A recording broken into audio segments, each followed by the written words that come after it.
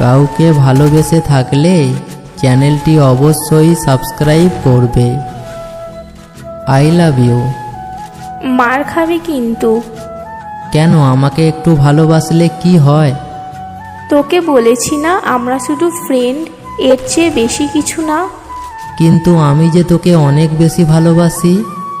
তুই যদি এমন করিস তাহলে কিন্তু আর তোর সাথে কথা বলবো না। আচ্ছা ঠিক আছে, আর বলবো না। চল এবার বাড়ি ফেরা যাক। চল। তারপর চলে আসলাম বাড়িতে। আমার আর ওর বাড়ি একই জায়গাতে, তাই আমরা একসাথেই কলেজে যাওয়া আসা করি। ও, আপনাদের তো পরিচয় দেওয়াই হলো না। আমি রোহিত, বিএ ফার্স্ট ইয়ারে পড়ছি। আর যার সাথে কথা হলো সে হলো বর্ষা। আমরা একসাথে একই ক্লাসে পড়ছি। এখন আপাতত এতটুকু জানলেই চলবে। রাতে শুয়ে আছি আর ভাবছি বর্ষা কেন আমাকে ভালোবাসে না। কি দোষ আমার? ছোটবেলা থেকেই একসঙ্গে খেলাধুলা করা, দুষ্টামি করা। ছোটবেলায় বুঝতাম না, কিন্তু যখন বুঝতে শিখলাম তখন থেকেই ওকে ভালোবাসি। কিন্তু সে নাকি আমাকে ওর বন্ধু ছাড়া কিছুই ভাবে না। আবার আমাকে অন্য মেয়েদের সাথে মিশতেও দেয় না। আর আমি ভালোবাসার কথা বললে ও বলে নাকি ও আমাকে ভালোবাসে না। আমি কিছুই বুঝি না। আসলে মেয়েদেরকে বুঝতে গেলে হয় আপনি পাগল হয়ে যাবেন, আর না হয় তাকে ভালোবেসে ফেলবেন, যেটা আমার হয়েছে। এসব ভাবতে ভাবতে কখন যে ঘুমিয়ে পড়েছি বুঝতে পারিনি।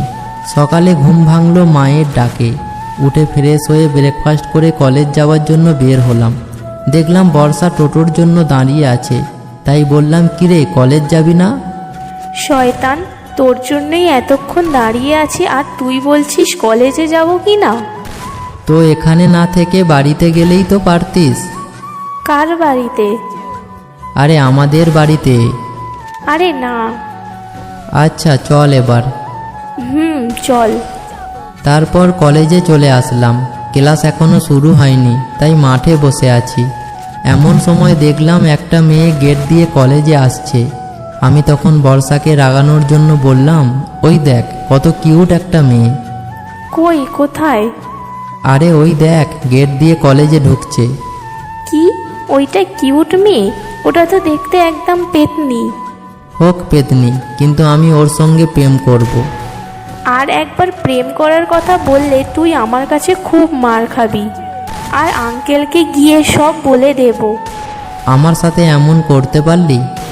হ্যাঁ পারলাম। আর তোকে না বলেছি আমাকে ছাড়া অন্য কোনো মেয়ের দিকে তাকাবি না?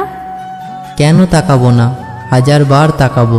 তোকে কতবার বলেছি আমি তোকে ভালোবাসি, কিন্তু তুই কি বলেছিস? আমি তোর ফ্রেন্ডের চেয়ে বেশি কিছু না। তো কি বলবো? আমি তোকে ভালোবাসি, জানু মানু সোনা ময়না। দরকার হলে তাই বলবি। তোকে আমি ভালোবাসি না, ব্যাস। তাহলে আমিও অন্য মেয়ের দিকে তাকাবো, ব্যাস। আর একবার তাকিয়ে দেখ, তো চোখ তুলে ফেলে দেব আমি। আচ্ছা ঠিক আছে, তাকাবো না। এবার চল ক্লাস করতে যাই। চল। তারপর ক্লাস করে বাড়ি ফিরে এলাম। এমন করেই চলতে থাকলো আমাদের দিনগুলো। আমি বর্ষাকে ভালোবাসার কথা বলি, আর মেয়েটাও আমাকে বারবার ফিরিয়ে দেয়। কিন্তু আমাকে কোনো মেয়ের দিকে তাকাতে দেবে না। এমনভাবে আমার কেয়ার করে যেন আমি ওর বিয়ে করা বর। কিন্তু আমি এখনও বুঝতে পারি না মেয়েটা কেন আমাকে বলে ভালোবাসি না। ওর কাজকর্মে সব পরিষ্কার বোঝা যায় যে ও আমাকে ভালোবাসে, কিন্তু মুখে বলে না। এভাবে চলতে চলতে কেটে গেল আরও 1 বছর। এখন আমরা দুজনেই সেকেন্ড ইয়ারে পড়ি।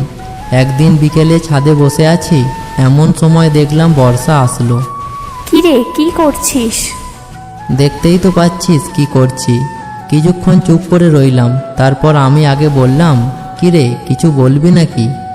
না রে, এমনি আসলাম। ও আচ্ছা। আচ্ছা একটা কথা বল, আমি যে তোকে এত বেশি ভালোবাসি তুই বুঝিস না কেন? আবার শুরু করলি? বল না, কেন ভালোবাসিস না আমাকে? আচ্ছা, আমাকে যে তুই ভালোবাসিস আমার জন্য কি করতে পারবি? তুই বললে আমার জীবনটাও দিয়ে দিতে পারি।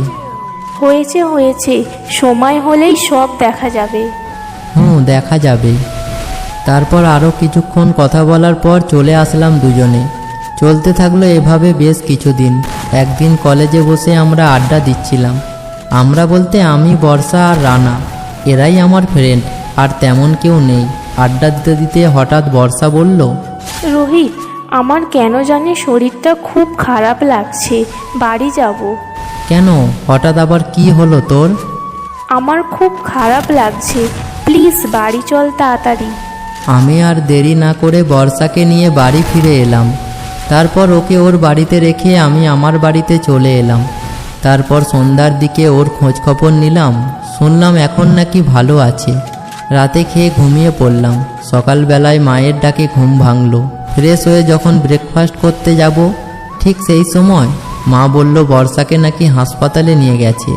অনেকটাই অবাক হলাম, কারণ কালকেই তো শুনলাম মেয়েটা ভালো আছে।